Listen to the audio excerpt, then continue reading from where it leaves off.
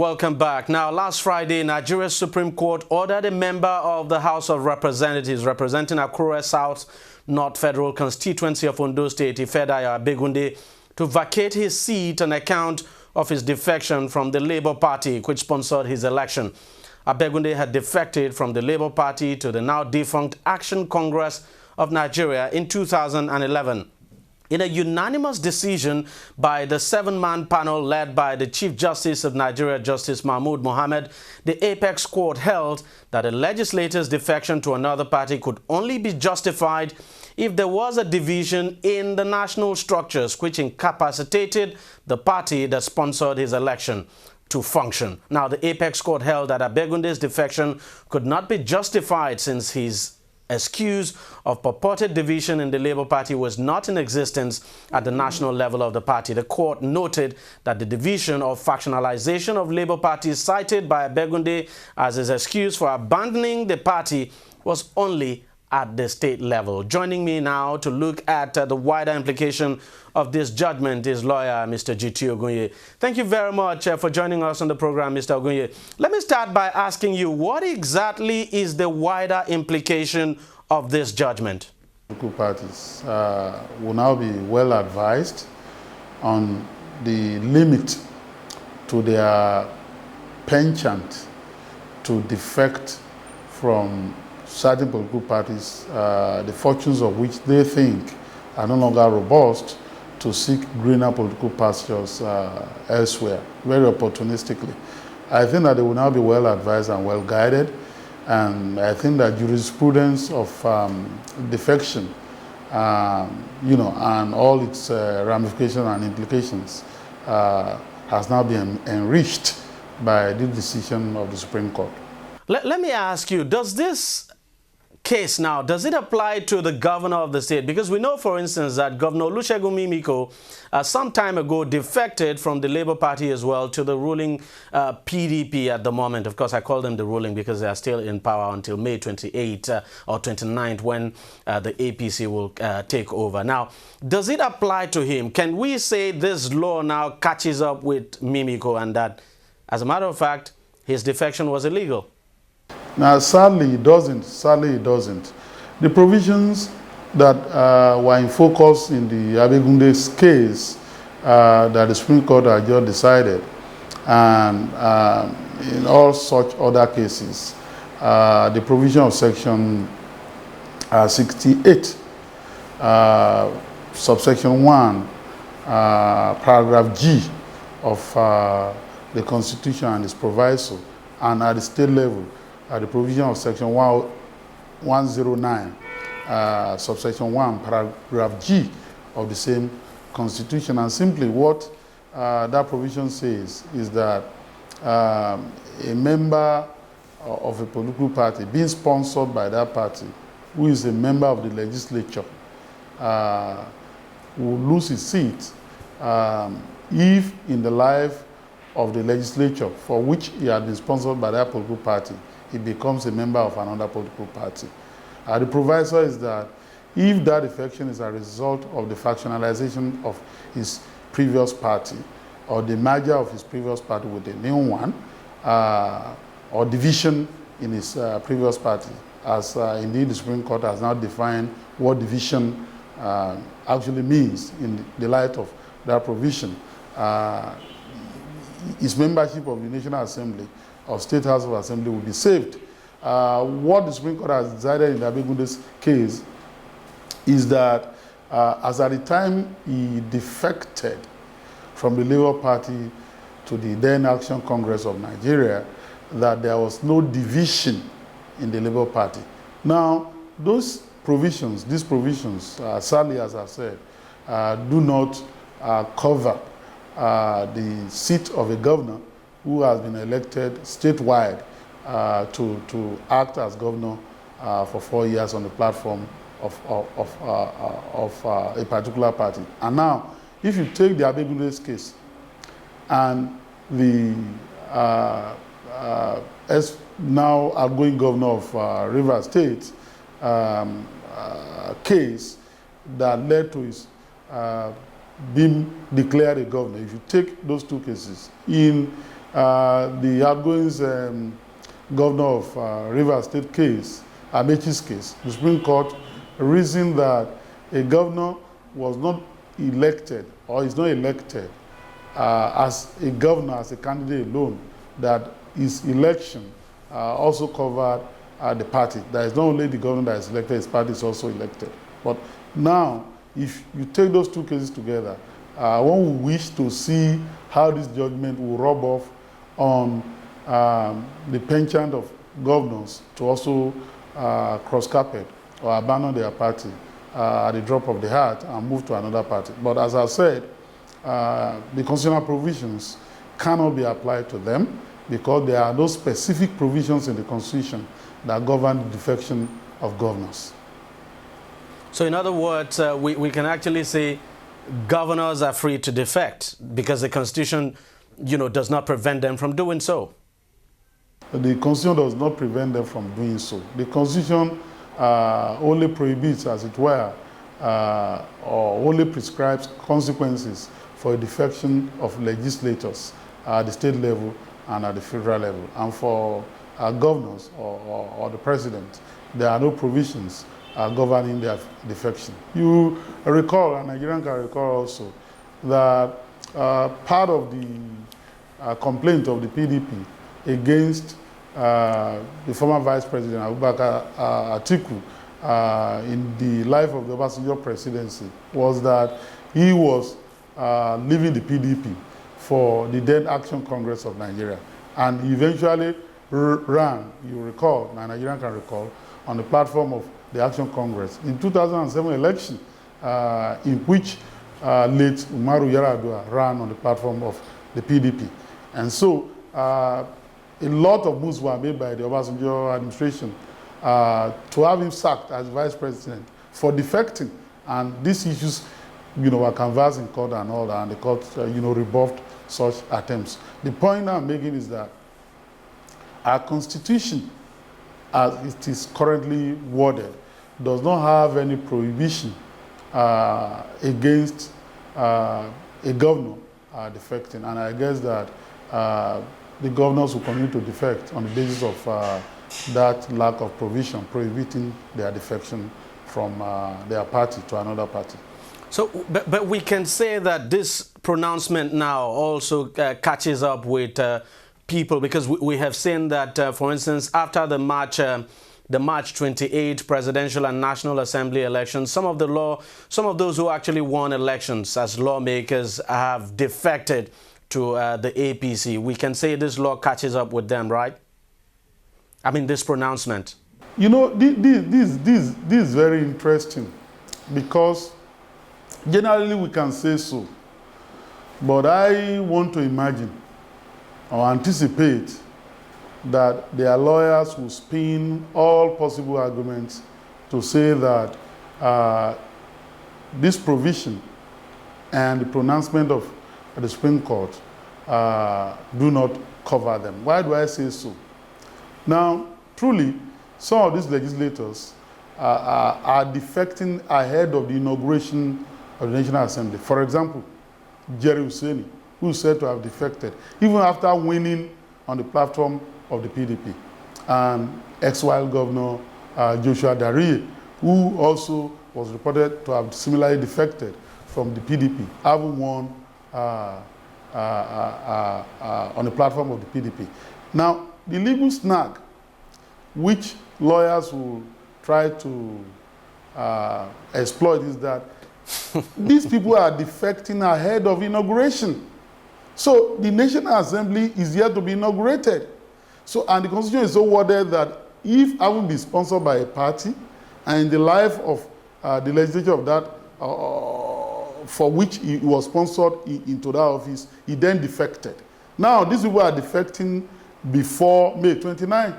And I reckon that lawyers will want to then argue that they are not caught by the provisions. So it will be very interesting to see whether indeed their constituents or certain persons or PDP, the party from which they are defecting, will join them in a legal tango or initiate legal proceedings to challenge their inauguration in the first instance, now that they are defecting, and if they are inaugurated in the National Assembly, they are continuing membership of the National Assembly after the swearing of the legislature. This is a variant of the defection we used to know in this country.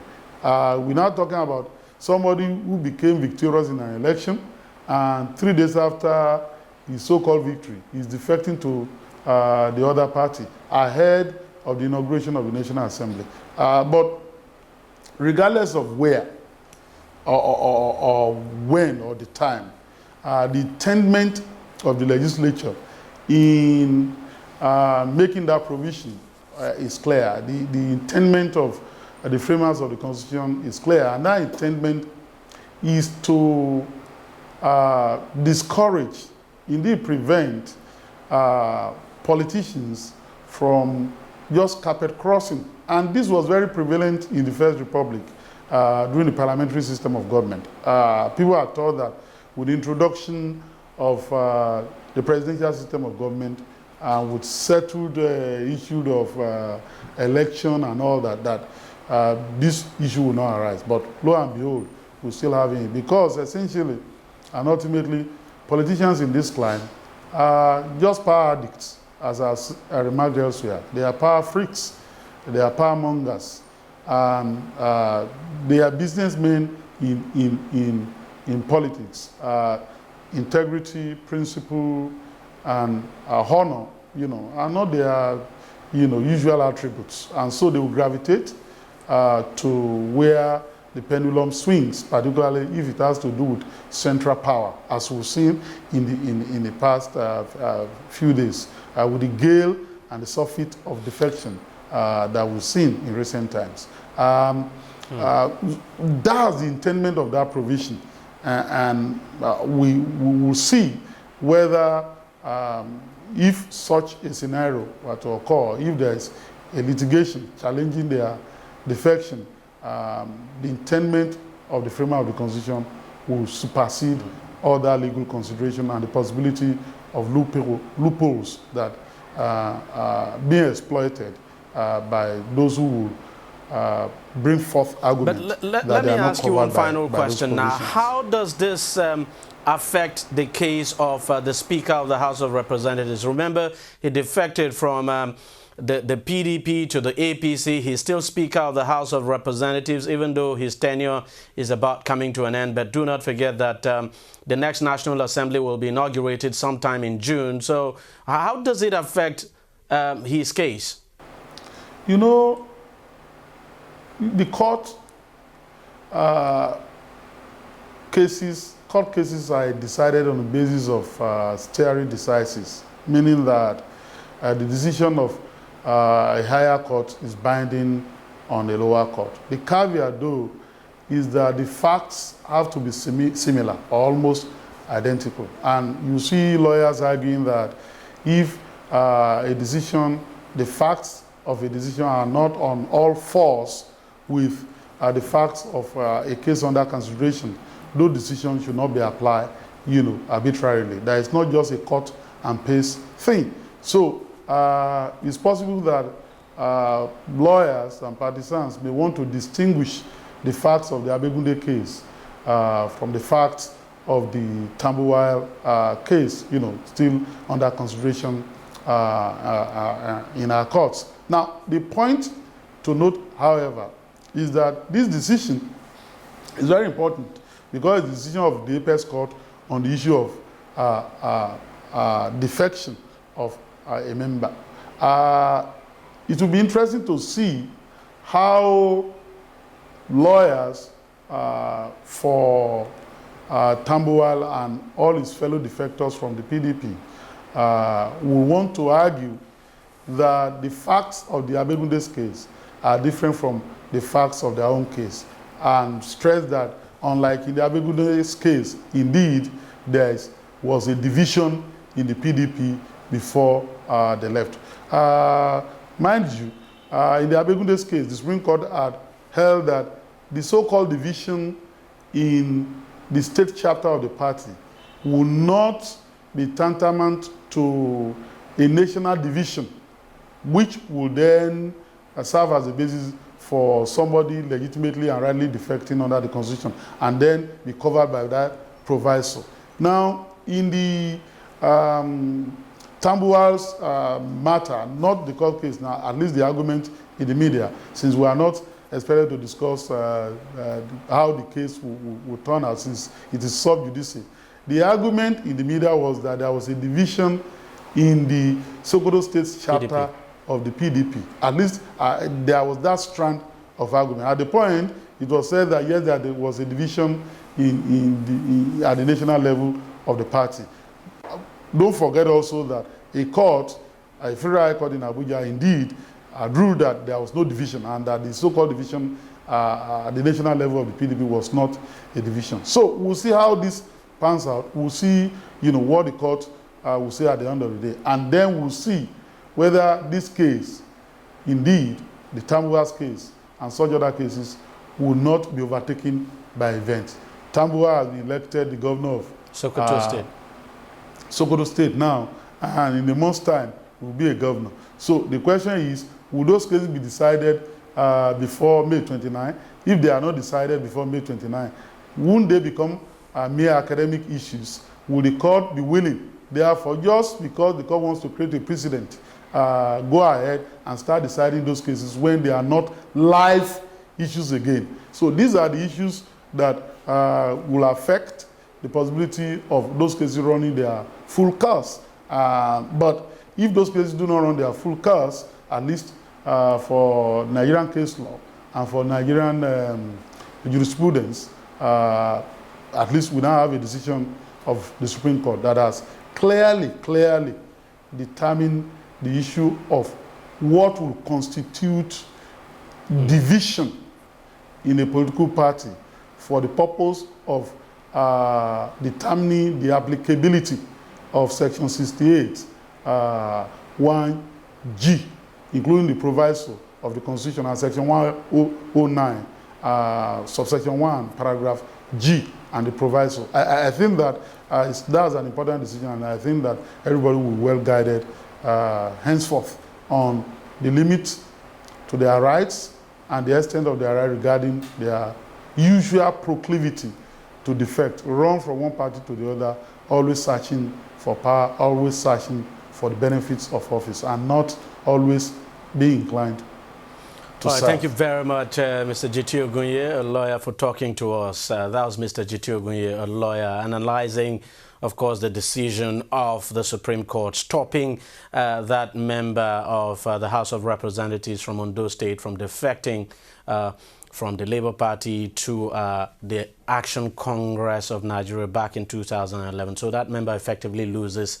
his seat in the House of Representatives. We'll take a break now. When we come back, from Nollywood to politics, we go one-on-one with Nigeria's multiple award-winning actor Desmond Elliott, who is now a politician and would be sitting in the Lagos State House of Assembly as a lawmaker. Stay with us, don't go away. Every day, every hour, and every minute, news break in Nigeria. Things happen so fast, it's most times difficult to track and comprehend them. But that's what we do right here on DEJI360. 2015, would you want to come back again? It's like asking Jesus Christ if he knew he was going to die, will you want to come back as the savior of the world again? We do not just help you track the stories, we break them down, explore all the angles, analyze the issues so that you can fully comprehend the stories and use them to make the right decisions. Welcome back. Award-winning Nigerian film star Desmond Elliott has put his career on the sidelines of politics.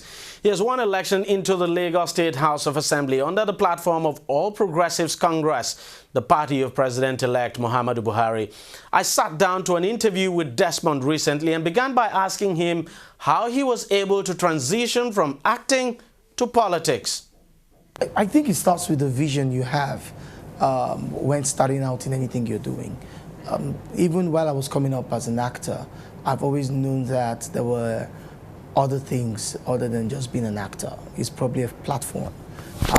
That's not to say I'm doing a side or I'm kicking that to the curb, but it means that that has never been my end result. So stardom for me is not about being the star, but using it to the benefit of everything around me. So there's no point being a star without having people partake of those points in the stars or in that star.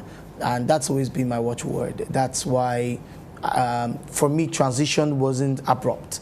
It was a smooth movement. It's something I've been working on for close to, 6-8 years before now, that came to its crescendo last week, Saturday. By the end of the day, it's life. It's a gradual process towards growth, and that was what it was for me. It's something I'd worked on for a long time. Now, you're moving from the world of make-believe to reality, so to speak, and, the intrigues of politics and all of that. What do you expect? Do you have any fears at all? You see, the irony about make-believe is that you talk about true situations of things, and that's the beauty of being in the creative arts business. You make people believe it's real, but the situations and circumstances that has given rise to that project are real situations. And that has even endeared me more to the people, because we communicate. You see people after you do a production or something, or a release of a film, they talk about how they can identify with what's going on. Even if it's societal in nature or personal in nature, they let you know. And then that has helped me all through the years in identifying problems with people. So it's make-believe, but it's truism, just as politics is. The only difference is politics is more graphic, if I could use that word. Film is within a confinement. This is broad-based. This is life. In Desmond's constituency of Surulere 1 was fierce as the opposition PDP put up a very strong fight. In fact, the PDP won one of the constituencies there. I asked Desmond if he feared he was going to lose and his thoughts about his party's president-elect, Muhammadu Buhari. I said to God, I wasn't going to do anything diabolic. I said to God, I wasn't going to. You've taken me up to a point when sometimes I didn't deserve it. And it's an opportunity. Usually it comes to people twice.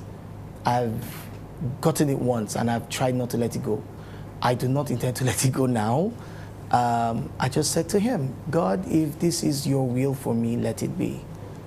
Provide the resources, because it's crazy. It's crazy. So just let it happen. And with all the politics is a dirty game, politics is this, politics is that, this is this, this is that, I'm encouraged every day. I am even more encouraged seeing the tsunami that's happened in the country. It shows that the people know what they want. And then even having a sitting president say, you know what, that's it, the Nigerians have spoken. It shows a growth and a maturity that the Nigerian people have. And which is what I've always said to the youths especially. We are way more intelligent than they tell us. You understand? We've been encapsulated into this mediocre, myopic feel and thinking that we do not think beyond. But the president now says, you know what? This is the end of the road. That's it. And all of a sudden, everybody's peaceful. And all of a sudden, a change and a movement is sweeping across the whole country. And now, what I'm hoping, and I know that my president-elect is going to do, is bring in those who do not feel him yet into feeling him. And at the end of the day, we work together as a country and see how much change we can create. So you're confident Buhari will perform? I am not just confident. I am not just because he's Buhari, but because he's in a party that is very serious-minded, irrespective of what anybody has to say. They know, we know that we have limited time. And we know that the Nigerian people, as you see them, are very impatient. They want something to happen, but they are very hopeful. So we don't want to dash those hopes. But then we're not going to say it's going to happen overnight. We're going to say we are going to work through this together. We're going to de-emphasize on the oil, go more into agriculture, go more into other systems, build on the creative system, make it more purposeful, take away or alleviate or bring down to extreme minimum, barest minimum, the level of piracy, and then grow other industries around oil so that we do not depend too much on oil, and then everybody's okay. Who doesn't want to be the Singapore of Africa? Come on, you know? So we're looking so forward into all these things. We're not saying it's going to happen. It's going to be tough times. There are going to be tough decisions to be made. But at the end of the day, at the end of 4 years, we would say we were better from how we started. Now that he is a member-elect of the Lagos State House of Assembly, I asked the actor turned politician what his plans are for those who have elected him. My work primarily is legislative in context, but we would be seen to be doing slightly executive duties in trying to alleviate the problems and situations of our people, which is why I am here. I'm not just here to make laws for the state, but make sure they are enforced. Make sure, because I have a platform which is film and people identify with me. So I have to make sure that it is done. And in my constituency, make sure that Surulere, so proudly so that I am coming from, is well represented, because it sets the benchmark for other constituencies to follow, not just in Lagos, but around the country and beyond the shores of Nigeria. So it's a huge task. And then the fact that I also represent a range of people, which we call the youths, and knowing that if I achieve, now achievement does not mean all the time that you must do something, but you must be seen to be doing something. You understand? Because Nigerians appreciate. So if I cannot do something, I let the people know I cannot do this at this certain point in time. That's all they want. The people like this term called carried along. And I think it's not just a term for Africa or Nigeria. It's everywhere in the world. They loved to be carried along. Let us know what is happening. The country is broke. Oh, we are not broke, but this is this. Let them know. You are here to represent them. They all can't go there and represent themselves. So you're there to tell them, this is what's happening, it's going to be better. And that's what you intend to do? That's what I intend to do. Are you not burdened by, because a lot of people will be expecting so much from you, especially concerning the fact that you have the face. I mean, you're someone they know. We know of some lawmakers who are not even known by their constituents, but in your own case, it's a different ballgame. And people would be expecting so much from you. It must be a burden, isn't it? I can't go beyond what my party stipulates or what my party wants. And trust me, this APC is a party that is ready to work. They know a lot is at stake.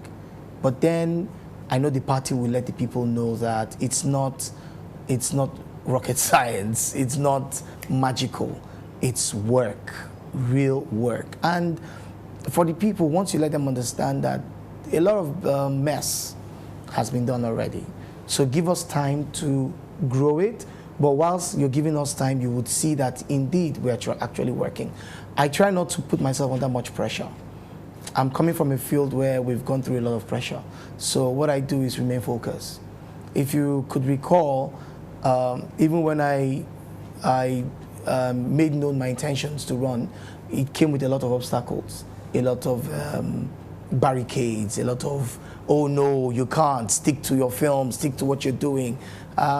But because I decided to remain focused, it's more like saying get rich or die trying, that kind of rule and policy. You try to make sure. You cannot. People usually are resistant to change. But once you push it in and say this is what we need to do, we have to do this, it will be done. And I'm glad that this party is one that is not coming with a joking hand or to treat matters with kid gloves. They are here to work, and work we're here to do. And for you, politics, this is just like the beginning of a journey that you're going to continue. It's not as if you're going to stop. You know, Nigeria is a praying country. We are a country that believes strongly in God, even though we are very secular in nature. But we do believe in God. That's why you hear us always say, to God be the glory, by God's grace and all that. It's no joke. this is a special country. I liken us to Israel and America and maybe the UK, you know, in terms of the kind of development that should happen. These are pointers. Not all countries are meant to be like that, I believe. I think Nigeria should be amongst those countries. So in answering your question, I think, yeah, we know that a lot of work is going to be done, and yes, we will achieve it. This is just the beginning of a journey. The beginning of a journey. I look at life one day at a time. I never look at what happened in 4 years' time or 3 years or 2 years. I just make sure that the moment I make 10, 15, 20, 200 people smile, make their life a lot more easy for them. Because all of this we do is to make life easy for everybody. So what's the point if you're not happier than you were? So I'm meant to make you happy. And if I'm not doing it, then it means it's the end of the journey. And I do not intend for that to happen.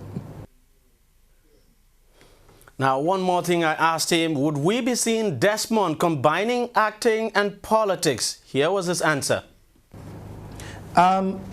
What Desmond will do more would be bringing up laws that will aid the entertainment industry. Entertainment, not just films. I'm talking about music. I'm talking about comedy. I'm talking about those behind the scene technical fields. I'm looking at a Nigeria in the next 4 years where you don't have to travel to other countries to shoot your videos or your films, but you can do everything here. And that's my dream. I'm looking more into treaties between governments, agreements. I'm looking where states will have to give rebates if you come to shoot in their state. I'm looking more into royalties. You understand? So these are tenets of a growing industry, and that's what we're hoping to have. And you know, is in the little way I can that can bring it up to that point. So for you, you're taking a break from acting for now. You know, I really can't comment much on that. That's my love. That's my first love. I'm hoping all my kids. There's no law stopping you from acting, even though. Not really. But then it depends on how much I'm doing here in my constituency that will allow for that time. But I'm up for encouraging everybody who's talented to come into the industry. Maybe this is the end of the road in terms of acting for me. I'm not sure. I couldn't tell. But let's just see how it goes. Now, just guess what Desmond's wife told him in the heat of the campaign. She gave him one advice in case things don't go his way. Take a listen. Politics is a game. So it either goes this way or that way. And then I have someone in person of my wife to constantly remind me of the fact that if it doesn't go the way I am hoping it goes, please don't die. She keeps saying to me, you know, because the energy and the force and the way you're pushing this thing on, do not. So, and your kids, everybody all know what you're doing. So please just remember, if it goes the other way, it was just a game. And you have something you are doing, which is your film business. You can always go back to it. And I'm like, okay. You know, it probably sounding easy now. It's not that easy.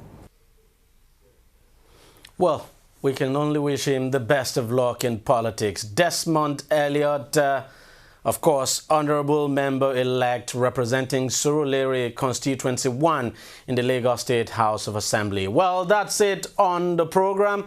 If you want to watch it again, it is very simple. All you just need to do is go to our website, is tv360nigeria.com. You'll find the program and lots more there. You can also watch us on YouTube by subscribing to our YouTube channel. It's youtube.com/TV360Nigeria.